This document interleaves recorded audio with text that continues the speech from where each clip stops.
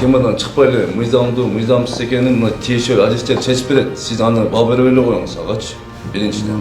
Экинчиден мыналарды атайын чакырдык. Булар жөн эле көчөдөн келип калган жок. Булар ушул боюнча канча жылдык стажы бар адистер буларчы. Хорошо, ошону мыйзамдуу мыйзамсыз экенин булар баа берет. Тартабыз деп атат. Ошо менен чекитин коюп беребиз деп атышат. Туурабы? Ооба. Мурат мырза өткөндө биз барганбыз. Бул боюнча анан кийин бир эле тарап болуп калган үчүн кичине күтүп турайлы, эки тараптын сөзүн угайлы деп токтотуп койгон да, комиссиянын мүчөлөрү бар эле. Анан кийин кызуу эмелекке алып турбайлы Мурзакул эке. Мен ушул жерде айтып койтам. Бул нерсени бул жерге жеткирбей, жеринде сиз баш болуп чечишиңер керек. Бул акыркы точкага келет. Силер эмне кылып отурасыңар?